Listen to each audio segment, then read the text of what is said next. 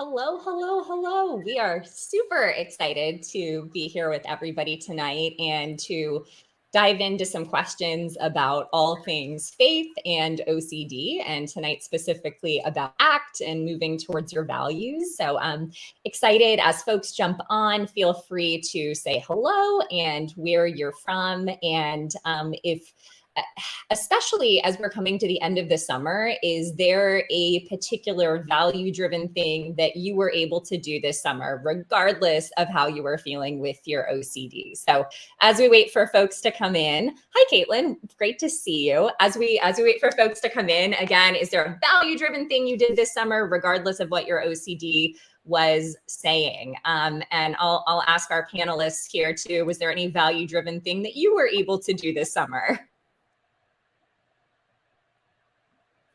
Yeah, I mean, I traveled a bit. I went to the OCD conference, my first conference, so that was pretty epic and felt well worthwhile. So that was great.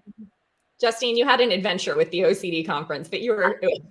I did contract COVID afterwards, and then quarantined in the conference hotel. So I got a bit sick of the hotel, but never got sick of the conference. Mm-hmm. And you were a trooper getting stuck in the US from Canada, but you're awesome. I couldn't fly back. This is the longer story. Yeah. But thank you. But thanks, Justine. Callie, anything value driven you did this summer? Yeah, definitely. I was just saying, I got back from a Christian running camp about a week and a half ago, and there's always, a trigger or two while there, but definitely a lifetime experience being in the mountains and seeing everything that I was able to see. So didn't let that hold me back and fully engaged in all the fun camp activities. That's awesome. I love that. Thanks, Callie. And Jen, any fun summer value-driven activities? Yes, I like Justine, I traveled, and Callie, I traveled. And my partner and I are facing I'll just be vague about it, facing a new medical diagnosis that is scary and could have stopped us. And we said, no, let's just keep doing it. And it's good. And so in the midst of that, in the midst of some of those feelings that might want to hold us back, we're in Washington, D.C., and it's beautiful, and loved seeing all the museums and doing all the monument walks. So yeah, it's good stuff. Thank you for sharing, Jen. That's amazing. And thanks for folks jumping in the chat. I see we have Caitlin and Dana and Erica. And Caitlin, I see you did an adult gymnastics class, which is awesome and super cool. So thank you for sharing that. That's really awesome to be back in something you love. For those of y'all who are on here a lot, my value-driven thing is like always running. So lots and lots and lots of running this summer, but in the best ways and through highs and lows of OCD and of life. Erica went to the Lake of the Ozarks for a week and just got out and about instead of staying close to the house like I normally do when I go down there. That's awesome. Thanks, Erica. Well, as folks continue to come in, I'm going to go ahead and do a little bit of housekeeping here. So just for folks to know, this live stream is educational and is not intended to replace therapy. For treatment-related questions, please work with your provider or contact a local clinician. You can use the IOCDF's online resource directory at iocdf.org/findhelp to locate a trained clinician near you. The International OCD Foundation is not a crisis hotline. If you're in a crisis or if you're ever feeling suicidal or unsafe, please go to your local emergency room or call 911 or the suicide prevention hotline at 800-273-8255. And finally, we want to create as safe a space as possible, and we want to encourage everyone to be kind and respectful to one another. At the end of the day, we're really all here to support. And we often like to say, those of you in the chat are advocating as well, and we're here supporting one another on this journey called life. So please note that as you're doing that, this is being broadcast on several social media platforms and is being recorded. So just be mindful of what you are sharing, but we do want to encourage you to share and to connect with one another and to receive that support that you deserve on the way to your value-driven life. So we are excited to dive in here tonight with a significant topic. For folks I don't know, I'm Katie. I'm a lead advocate with the IOCDF, an ordained minister and an interfaith chaplain. I have OCD, and If you watch these streams often, you will know I talk about it lots and lots and lots, because I want to make sure that everyone knows that you can continue to live a big, beautiful, joyful life. I'm the proud founder and director of Faith and Mental Health Integrative Services, helping individuals with OCD and related disorders live into their faith traditions in value-driven ways. And as you ask questions, I always like to let folks know, feel free just to call me Katie. I always put Reverend on these streams just so folks know that clergy do in fact have OCD and that there is no shame in getting clinical mental health treatment, but I am also very informal, so it is fine to call me anything. Okay, we have Cali on here tonight. Cali is an anxiety clinician specializing in anxiety and OCD in sport. As an undergraduate from Rice University, Cali competed as a Division I collegiate distance runner, winning 9 conference titles and an honorable mention at All-American in the 10K.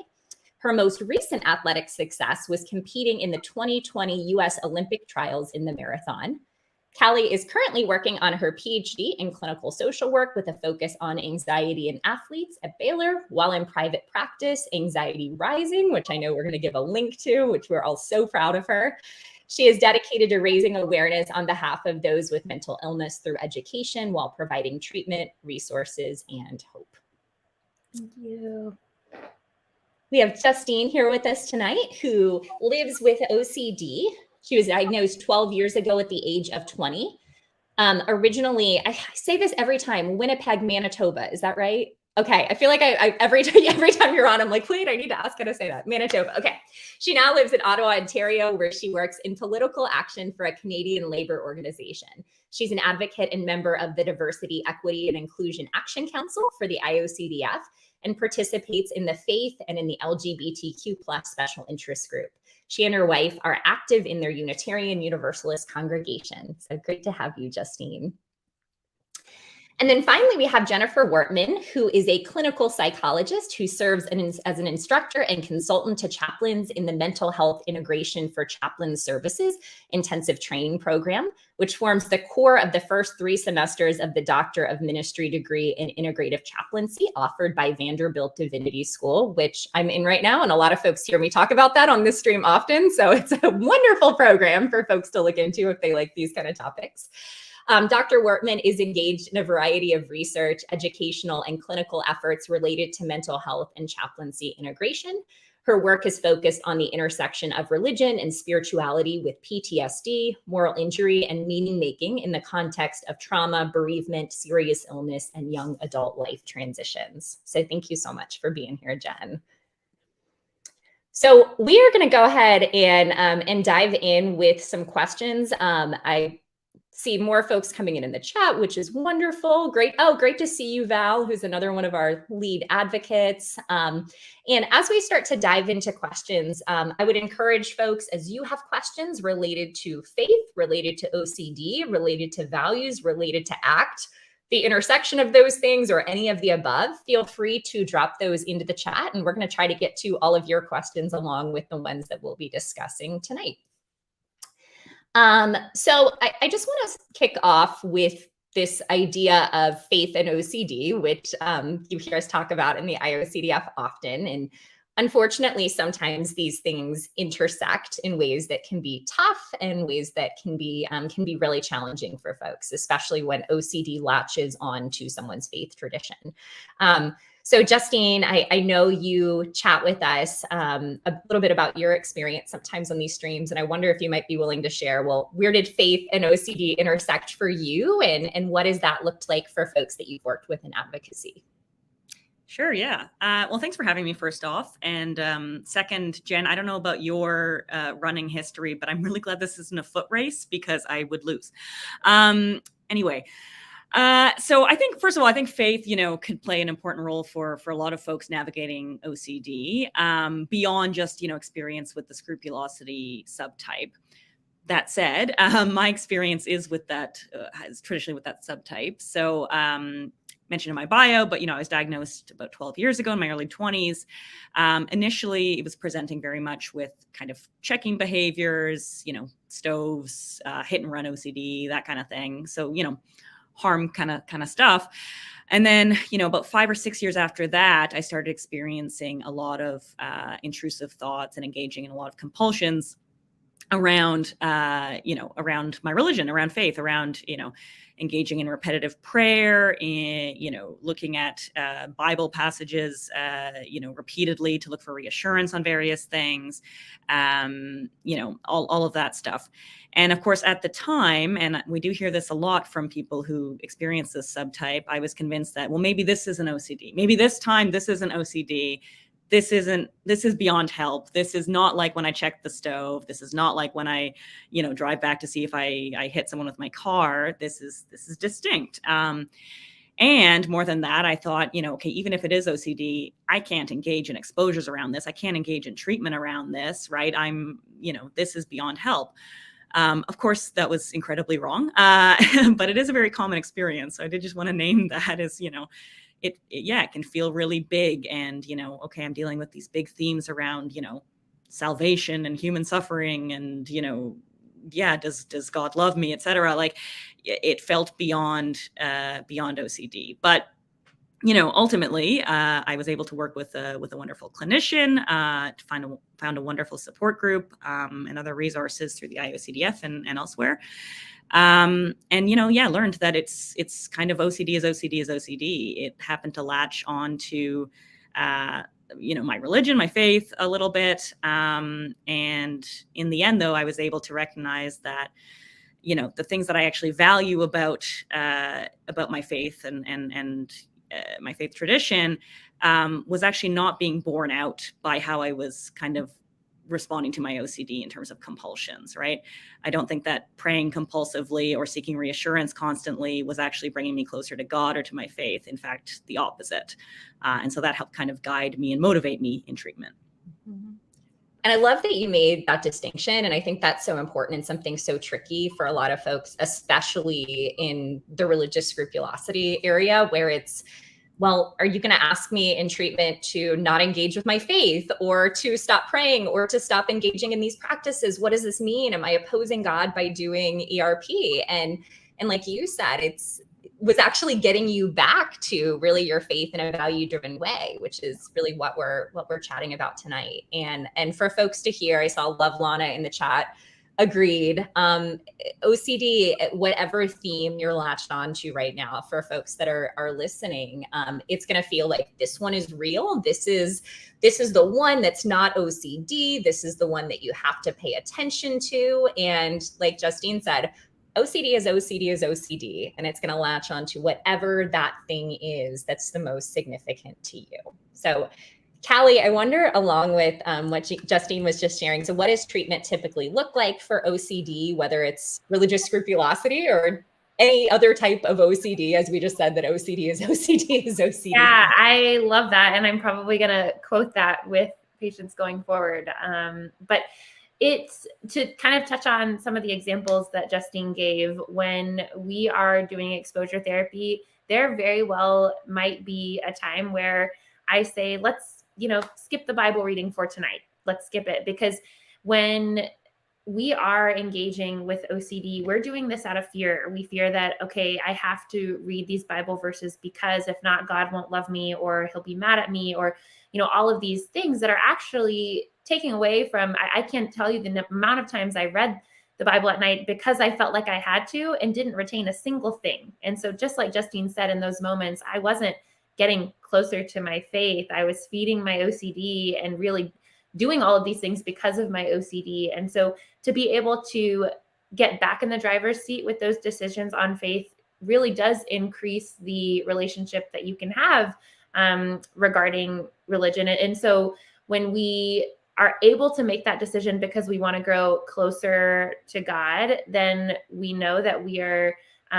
doing it right. If we are making that decision because we don't want to feel that anxiety, because we fear we'll go to hell if we don't, or like, that's not how faith works. And it really does zap away the joy from us and kind of leads us to that burnt out, exhausted, overdriven type of feeling. And so we might do things, like I said, like read the Bible and then not read the Bible one night, or not reread certain things, or throw away a church bulletin after you've gone to church, if you're holding on to that. It's really anything that you're doing because of fear, and instead of faith. We probably need to challenge a little bit, so that you can be the one to make those decisions and not your OCD. Mm-hmm. Yeah, thank you, Cali. And it sounds hard. It sounds scary when we talk about it. I know that Skyla behind the scenes put a link into our Faith and OCD resource page where we have some new pages that are up specific to Christianity, Judaism, Islam, Buddhism, and Hinduism, of what some of those exposures and typical obsessions and compulsions might look like.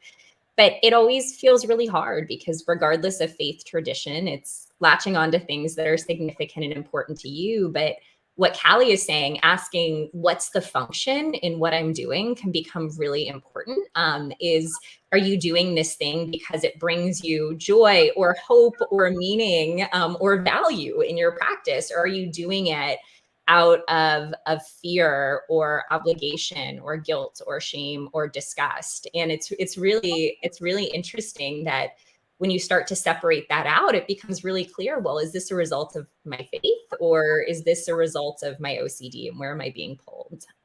Yeah. And to add one more thing to that too, something that comes to mind is like, this is a temporary exposure, right? So when we do this exposure and you've broken free and you've gotten the freedom and you're able to make those choices, it's not that we're going to have to skip reading scripture every day, right? But to be able to do it and not be in fear is a healthy place to be.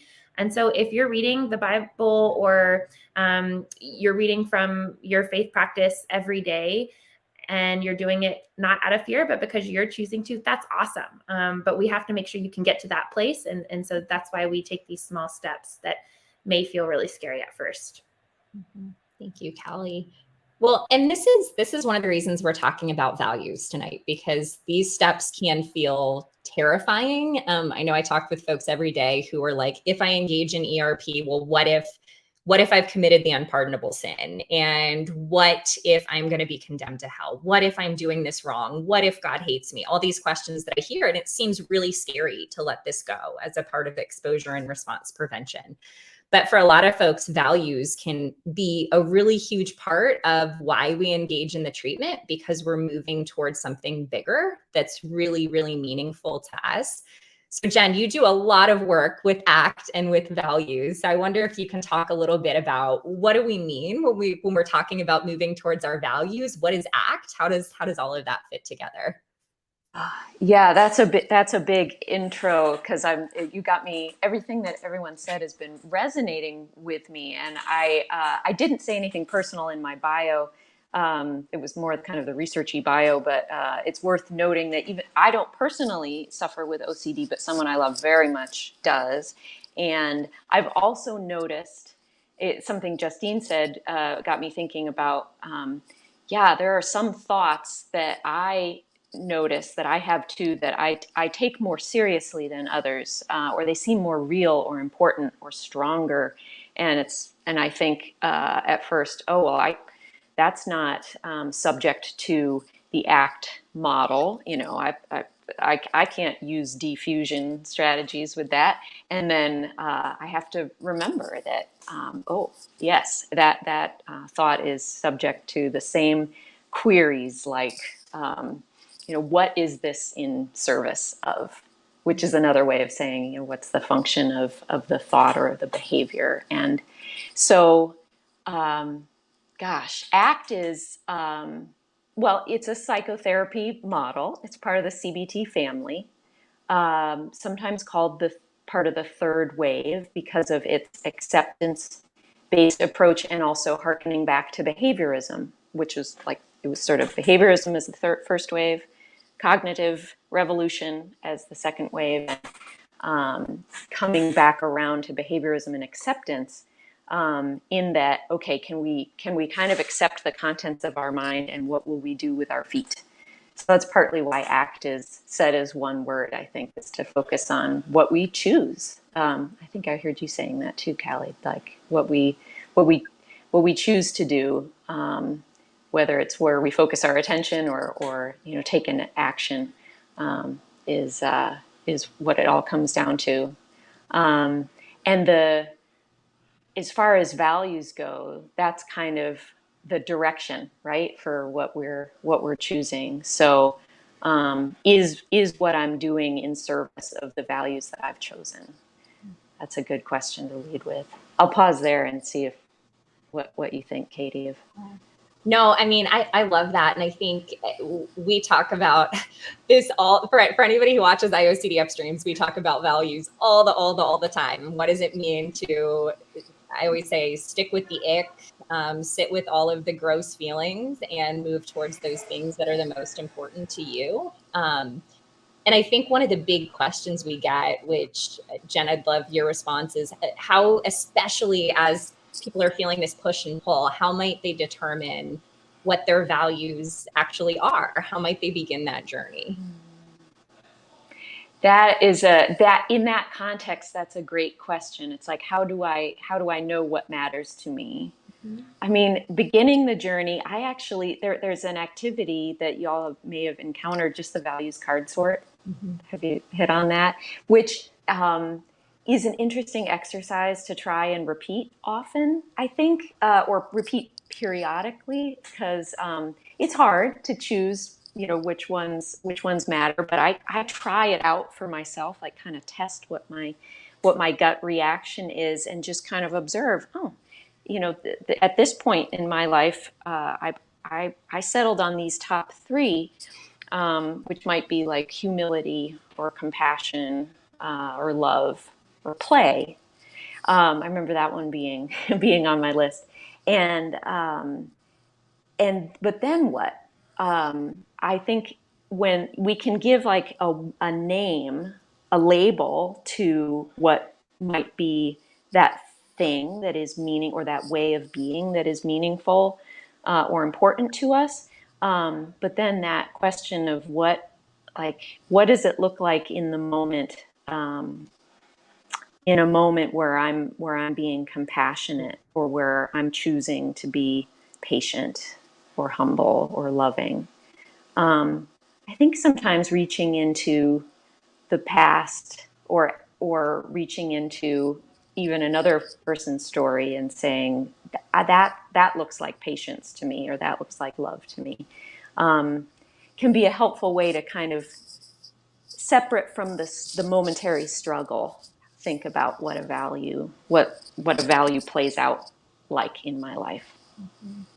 I love that. And I'm so glad you brought in the card sort too. That's one of my favorite things to do with folks. And even for folks listening, you can go online. There are so many virtual versions of the card sort that you can play with. And there's also, I know that behind the scenes, Skyla is going to drop in the chat for us the ACT workbook for OCD by Marisa Mazza, which is just an awesome resource. And I know she's on here with us sometimes too. And there are some versions of card sort with that and how to engage with our ERP practices. So I'd encourage folks to check that out.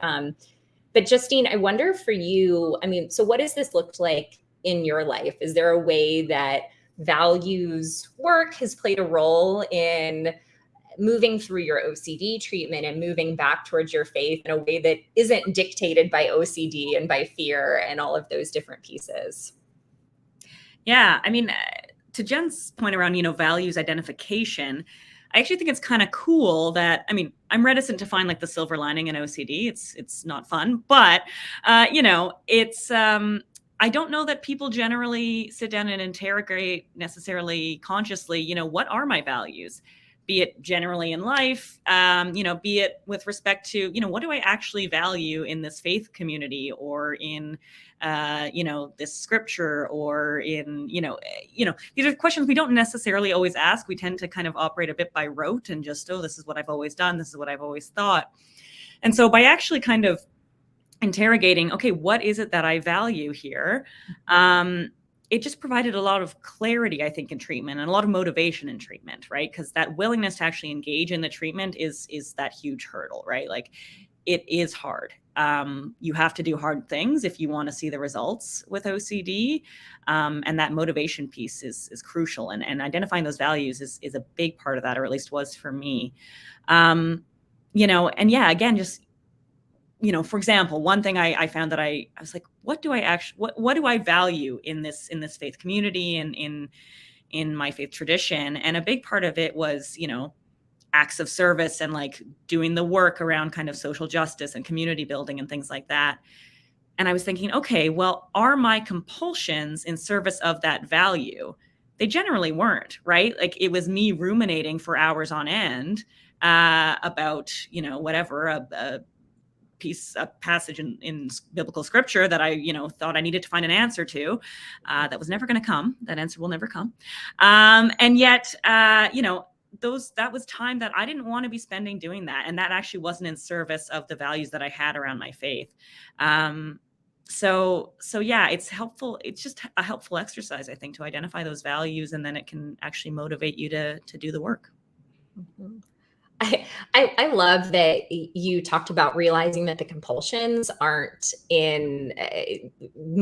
helping you move in the direction of your values, because I think I'm even thinking about working with someone earlier this year doing the values card sort, and there had been something that they were stuck on for a really, really long time, and we did the values card sort, and a couple of weeks later we were talking about the same thing, and it was related to compulsions, and they said, oh, I stopped doing that because I realized it didn't fit with the values that I chose. And I was like, oh, okay. And it was along with the ERP work they were doing, but it was a really interesting shift of that doesn't actually fit with what's important to me. I realized it didn't fit with that particular value, which I think is an interesting piece. And like you said, Justine, yeah, it's always hard to find the silver lining with OCD because it's not particularly fun.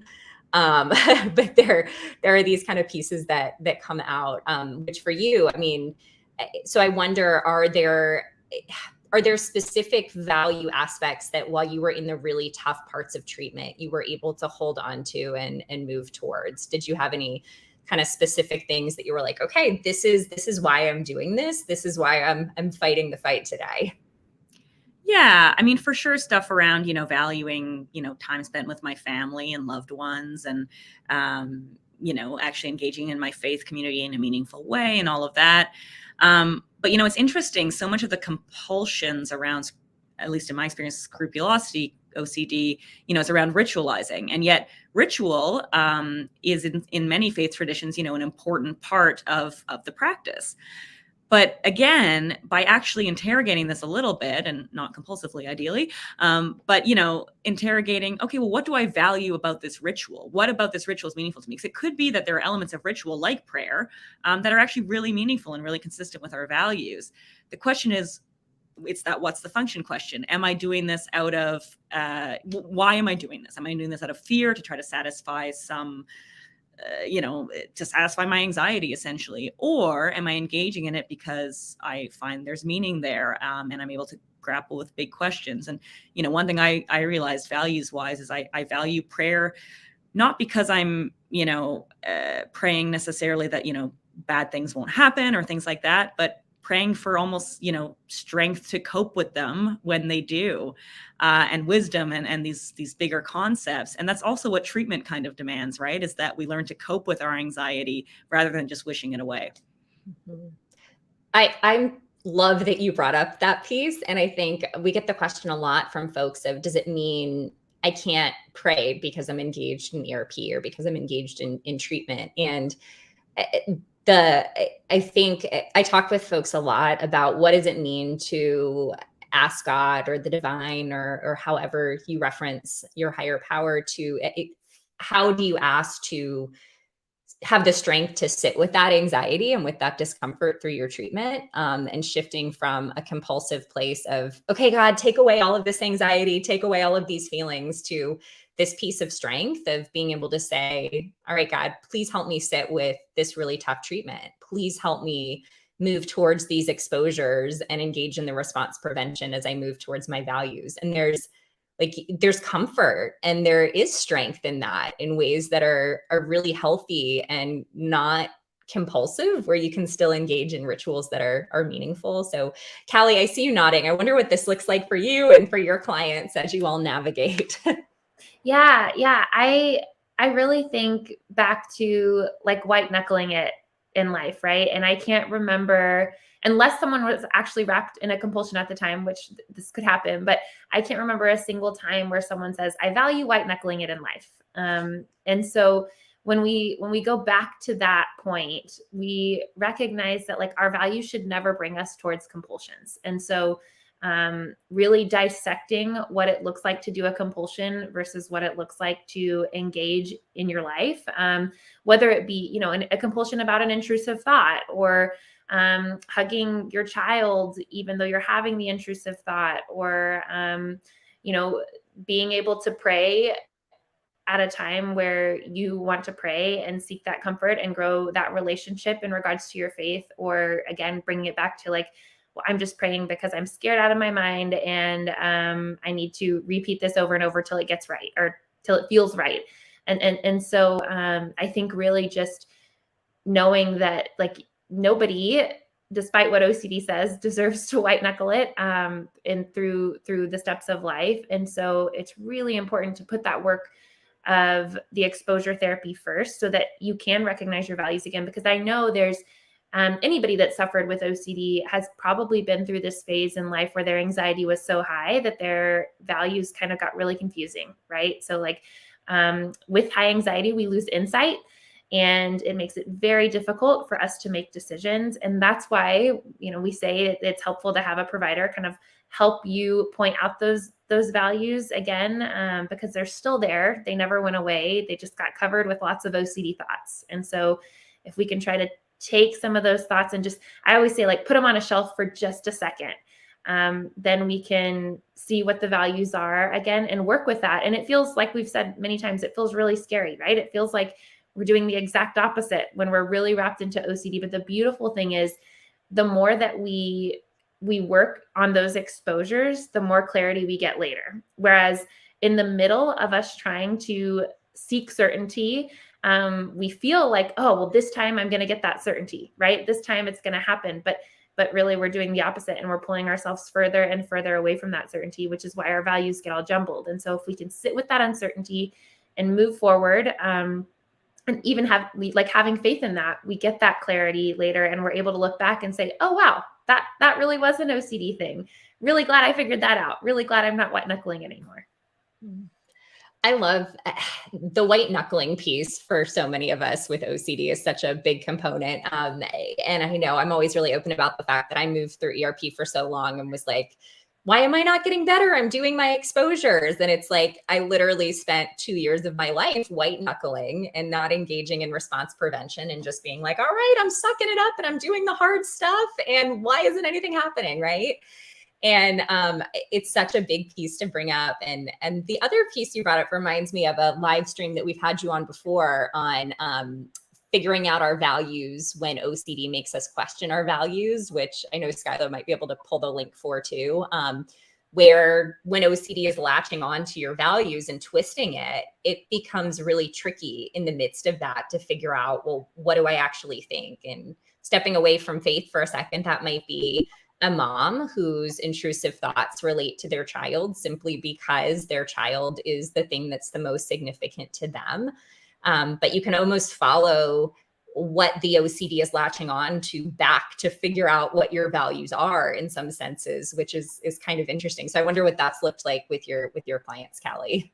Yeah, that definitely happens where, you know, OCD attaches to the things that we love. And so Katie, I know you and I love running, and we have had a common theme of OCD attaching to our running and competition. It attaches to our loved ones, it attaches to our faith. And so something that I've done a few times in the past is recognized a time where OCD wasn't present and I was doing that thing that I loved. Because that's the you that you want, right? You don't want the you that is struggling with OCD in the driver's seat. And now we know that OCD is not curable, and we know that it's something that can kind of buzz around like a gnat in the back of our mind. But there are so many times in my life where I look back, and even with that OCD, I mean, this was after ERP, maybe not as many before, but even with the OCD, I was able to like see something beautiful in the sport that I loved, right? Like for me, as a Christian, I feel closer to God when I am running a race than any other time, because he's given me this ability to just zone in and block the thoughts out. And so that is a beautiful moment for me where I'm able to leave all the OCD thoughts at the starting line. And trust me, they are there. They just kind of go to the wayside afterwards. And so for me to see, oh, okay, like this is what this is about, right? Not giving OCD full control, or not winning a race, because a lot of my OCD tied around, well, if I engage in tying my shoes 4 times because 4 is a good number, God will let me win this race. Like the ultimate meaning, I had to kind of dissect and say, okay, my biggest value isn't in winning these races. And if it was, I had to ask, or to unconfuse it, I had to ask myself, is it worth winning all of these races to live this life in fear and to kind of go back to white knuckling it at everything? And at the end of the day, no, it wasn't at all. And so that was a really freeing point for me to be able to ask that question and see, okay, so like it is worth it for me to take these risks and do these exposures and maybe let go of some of that control of trying to hold on to the outcome of these races, and get that freedom back. And so really asking yourself those hard questions and not being afraid to answer them can kind of be that silver lining that we're all looking for with OCD, to give you one step closer towards that freedom. Thank you. Thank you so much, Cali. And I know folks love hearing from you with your experience too. And the fact that, you get to help so many other folks with OCD, but you've been there and you've been in these places with your life and with your racing. And I think what you said is so profound. This idea of kind of almost, what are we fighting for? Well, I'm willing to risk this scary thing being true for even a chance at this life over here that I want. And that's the biggest leap of faith I think that we could possibly take. But also, I don't know, that's our ticket to moving towards this life that we all want and that we desire and that we deserve as a part of OCD, of being able to say, I'm willing to risk this uncertainty. I'm willing to risk this scary thing for a chance at this over here. And I think faith comes in so many ways, but I wonder, Jen, with thinking about faith and OCD, how does faith relate to ACT and relate to values work? I know in the Demon program, we talk a lot about religion and spirituality and the connection to values. So I wonder how that might come into play in this conversation. Yeah, it is. There's well, Katie, the book, Act for Clergy and Pastoral Counselors, which I recommend to anybody, because it's an interesting perspective on ACT. And from that, I think that the preface to that book is a professor from Fuller Seminary who just kind of sums it up nicely, that ACT itself has connections to mystical religious tradition, or the mystical arms of religious traditions. People often think or ask, is it Buddhist? Is it because of the resonances with mindfulness and making space and accepting suffering as just being part of life. And yet, I was actually at a training with Steve Hayes, and when he was asked that, he said, "It didn't influence me consciously. I was raised by Jewish and Catholic parents," and so that's an interesting angle on it. So I guess what this preface to the book really falls on is that that ACT is religion neutral. Meaning people it's not going to be incompatible with faith. And a conversation, as far as it relates specifically to like spirituality and values, that conversation that Katie, you and I were having with our colleague Jason about orthodoxy was so interesting and helpful to think about. Okay, people might think that because ACT really centers around psychological flexibility, that there isn't sort of a firmness to it, that it doesn't matter what you land on intellectually or what you believe. And in the sense that it's a flexible approach and can be integrated with different faith traditions.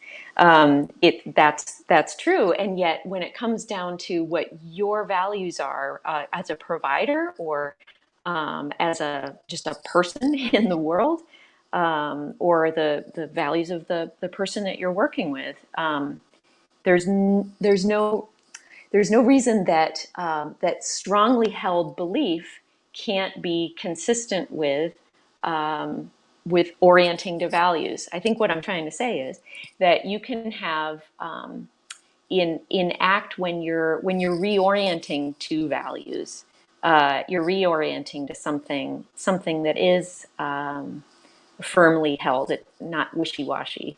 And I wonder if you can help sort of translate what I might be trying to get across better.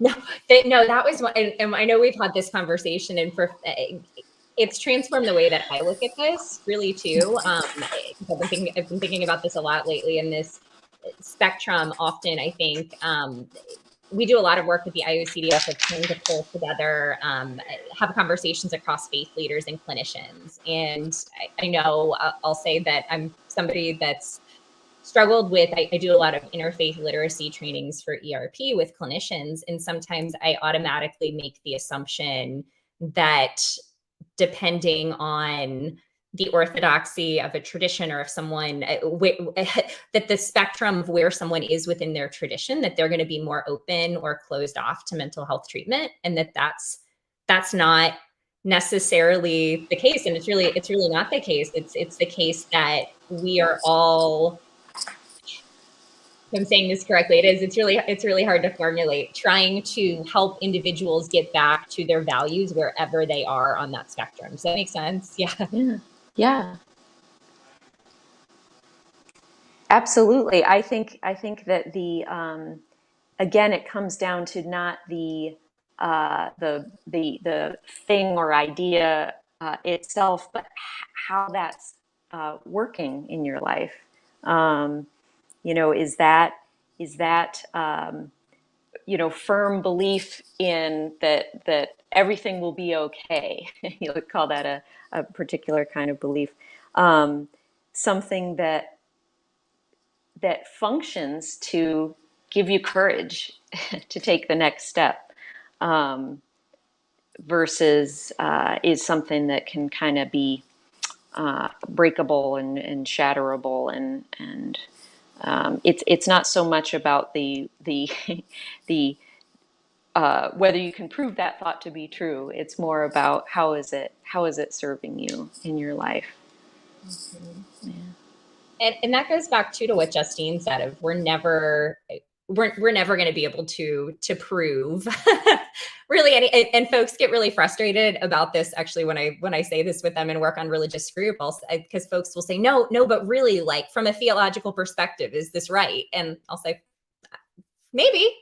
I'm not sure. I think so, but who knows? We're never going to have that certainty. So I wonder, Justine, especially around faith, and people who are watching might be cringing right now as they hear this, because this is really, I know, triggering for folks with OCD to hear that we might not have certainty, right, about things that are so significant and important. It doesn't mean we can't have faith. And I say this often, faith and certainty are not synonymous. I actually think, for me, diving into treatment and beginning to ask more questions and giving myself permission to ask those questions actually strengthened my faith and my relationship with God and my ministry. But Justine, how did you reconcile, oh my goodness, I have to sit with uncertainty around these big questions that I'm asking?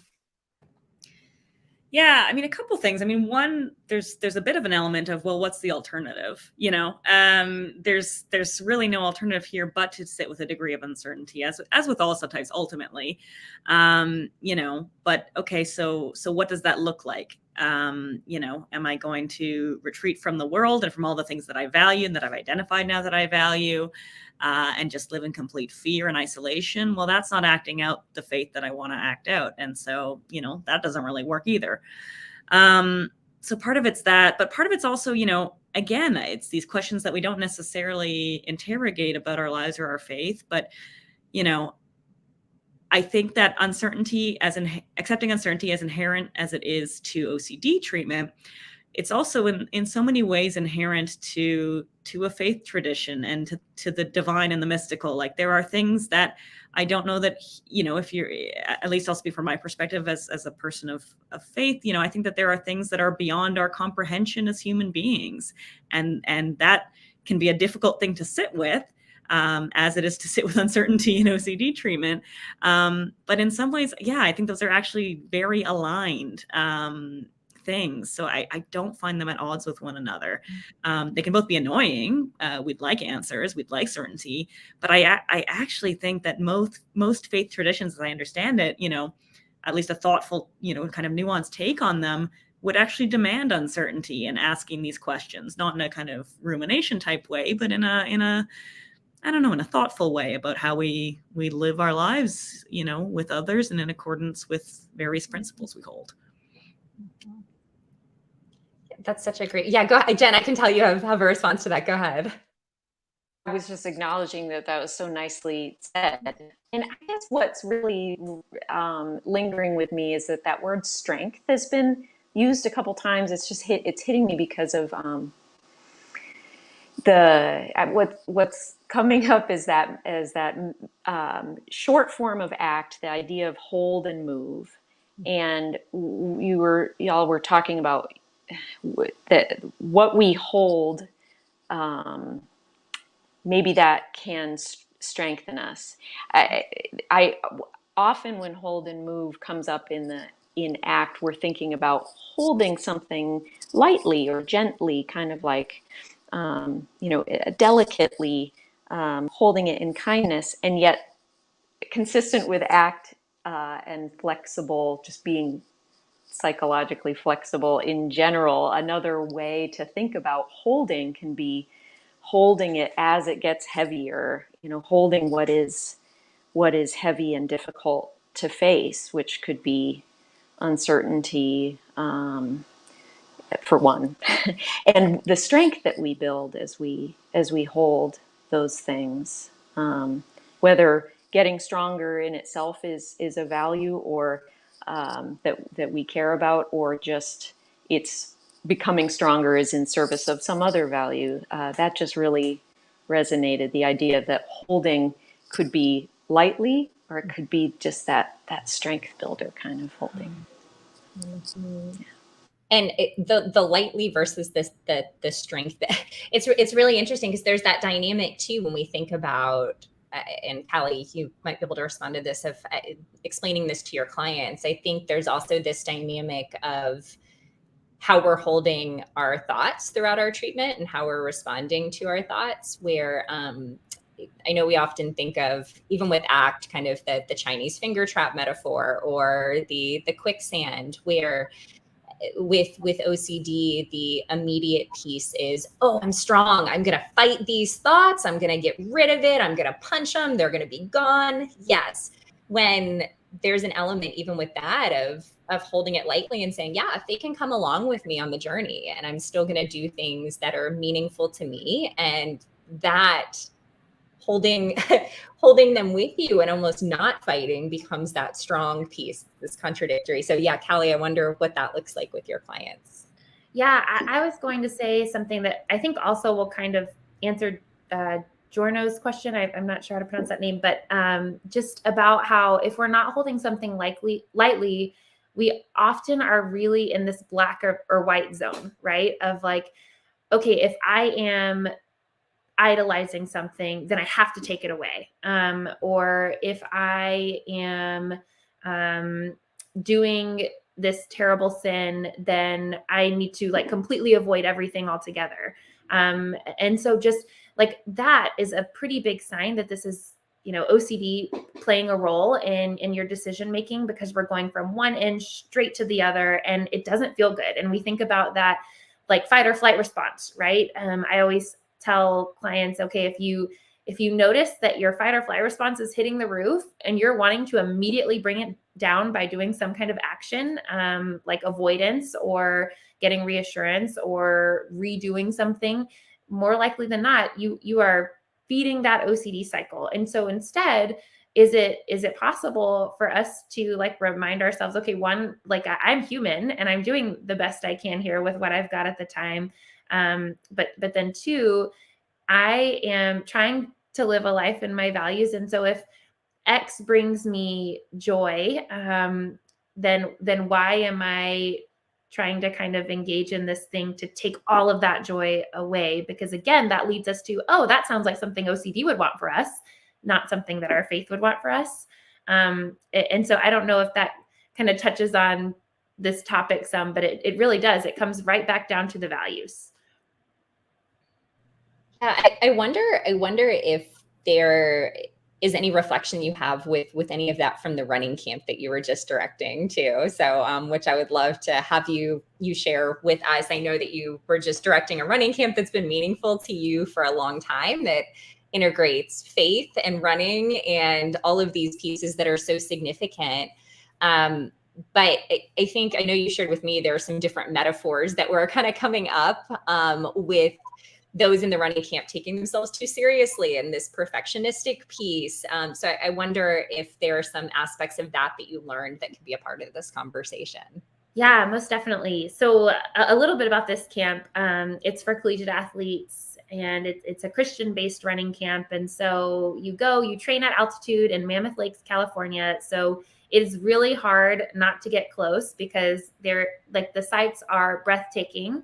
And everyone there is a distance runner. And so we all kind of have that common personality trait, I guess, and then all kind of the same faith. So we've got lots of things to talk about at this camp. But something that did come up a lot this year, the theme was remember who you are. And so we are supposed to kind of remember what our ultimate purpose is. And I think that is such a integrated faith question that we can ask regardless of our faith practices. And so at the end of the day, I was thinking a lot about how I used to view running and a lot of the things that I did and sometimes still struggle with every once in a while. But I remember doing these things I hated the number 6 for scrupulosity related reasons.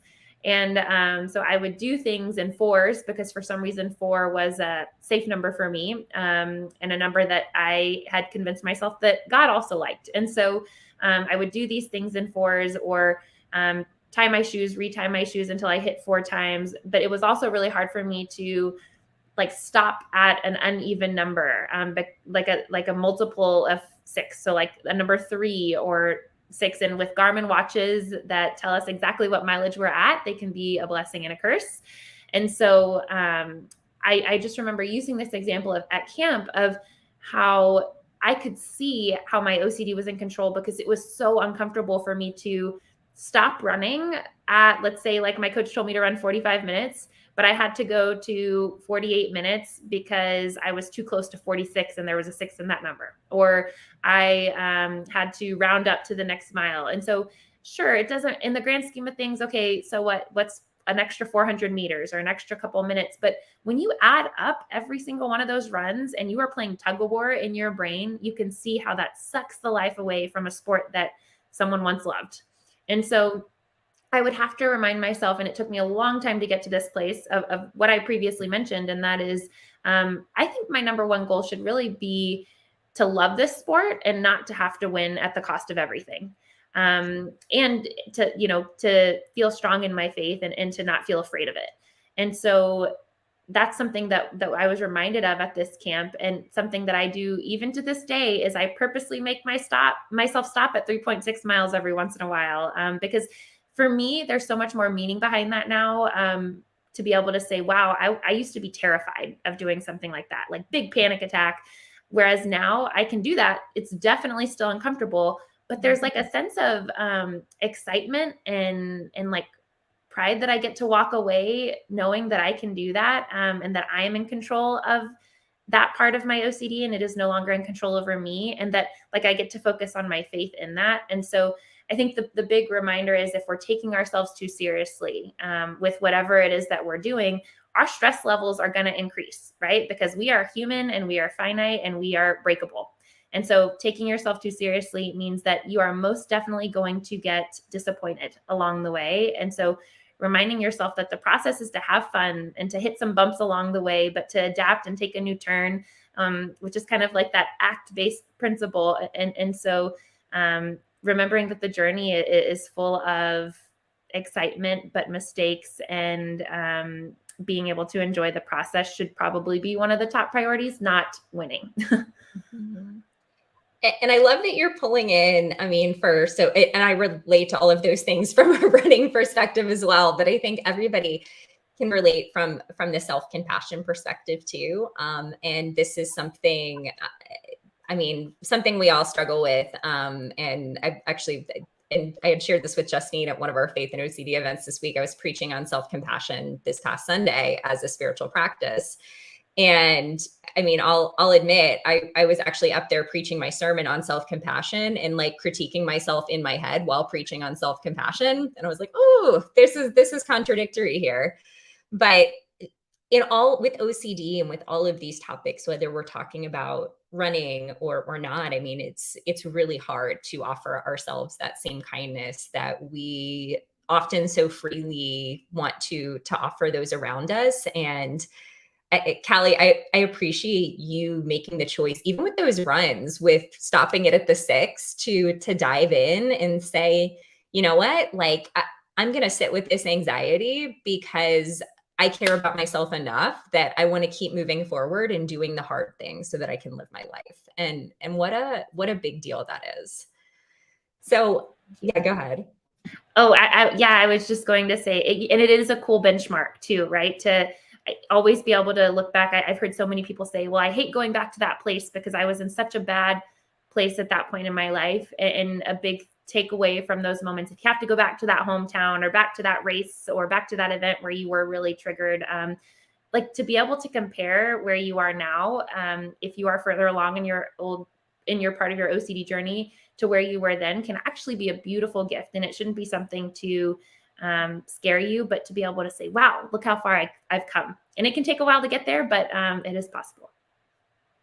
That's such an awesome reframe, Cali, for folks who are thinking about, those moments and those spaces that are really tough for them.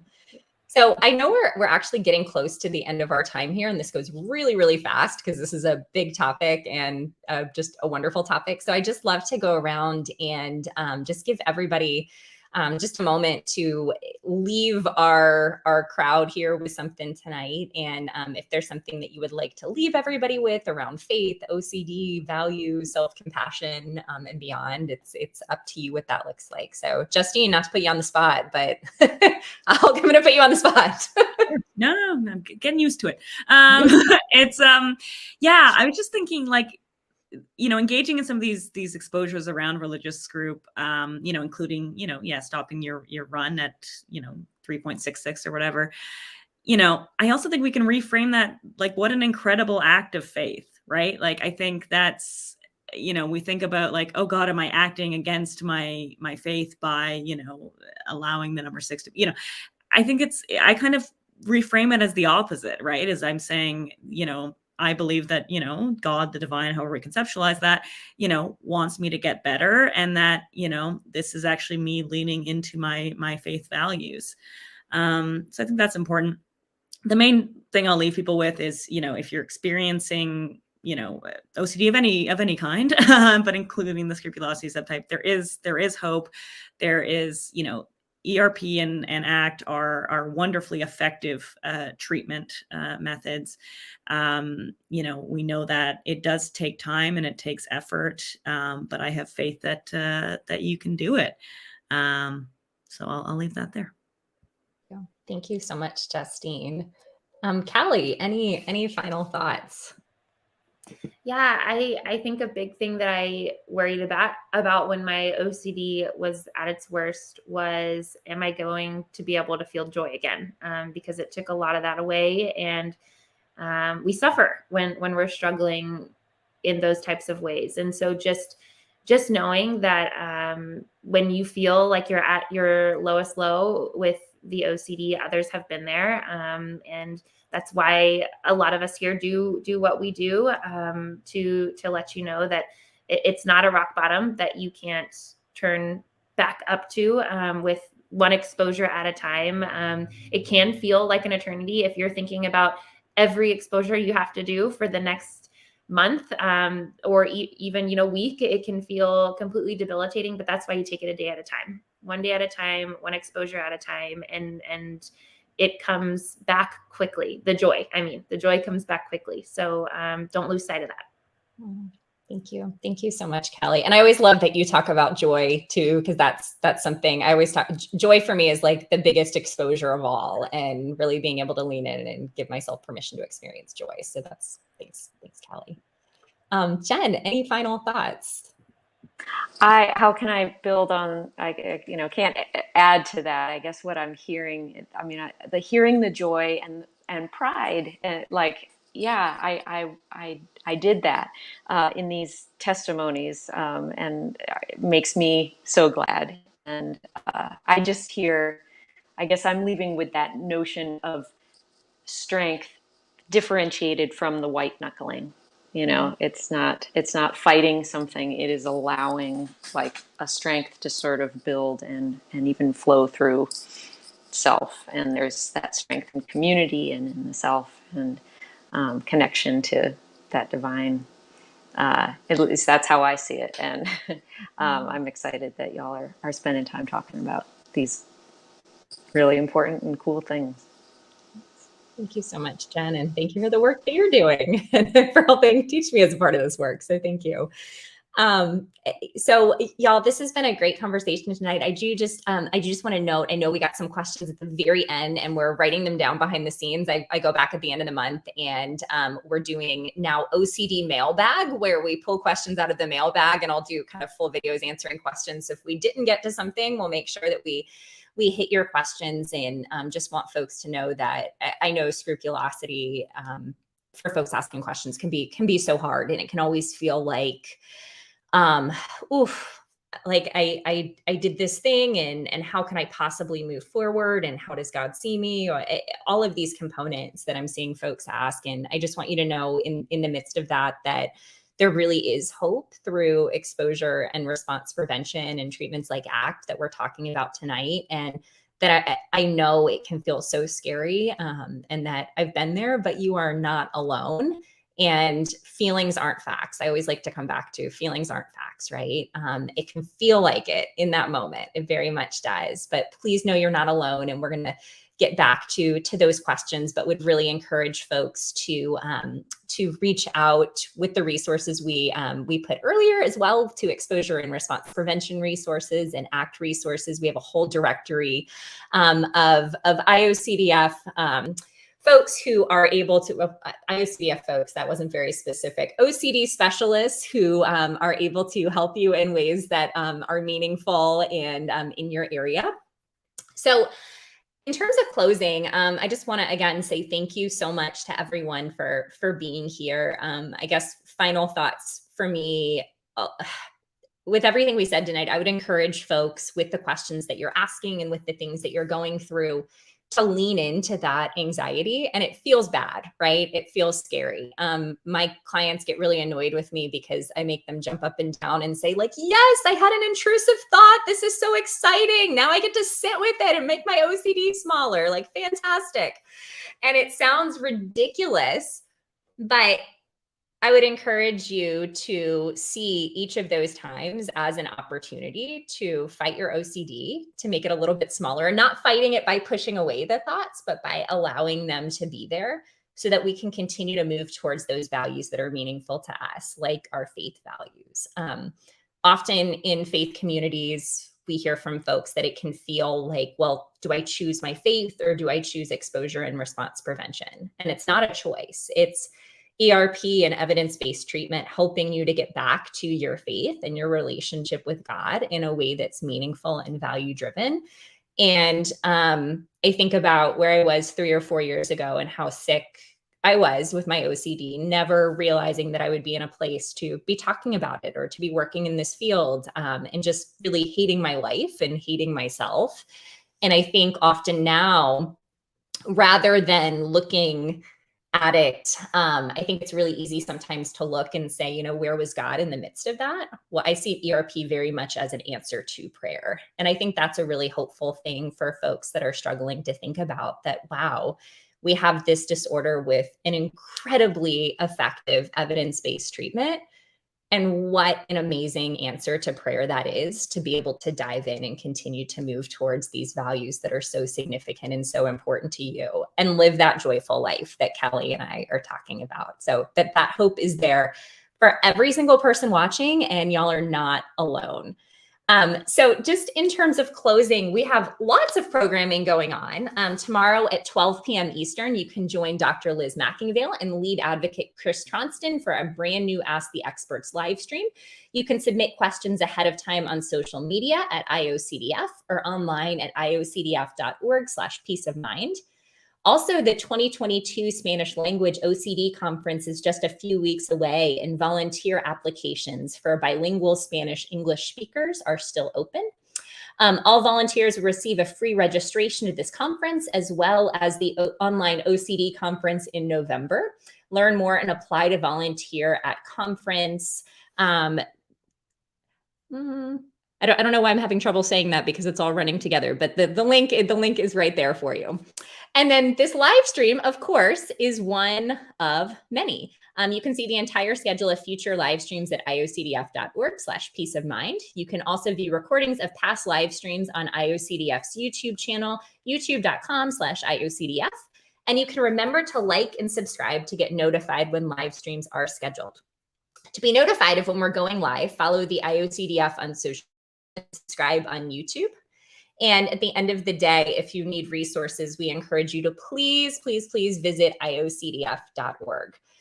So thank you for listening to a whole bunch of announcements at the end of this conversation. But we're just so thankful that y'all are here tonight and appreciate the advocacy even right now that I see going on in the chat. And I hope everyone very much feels that they are not alone and that there is so much hope, and that faith can be a core of all of this, right? You can have faith in something beyond yourself. You can have faith in your treatment, and you can have faith in yourself as you move through this journey. And there is so much hope in that. So thanks y'all for being here tonight, and we will see you next time.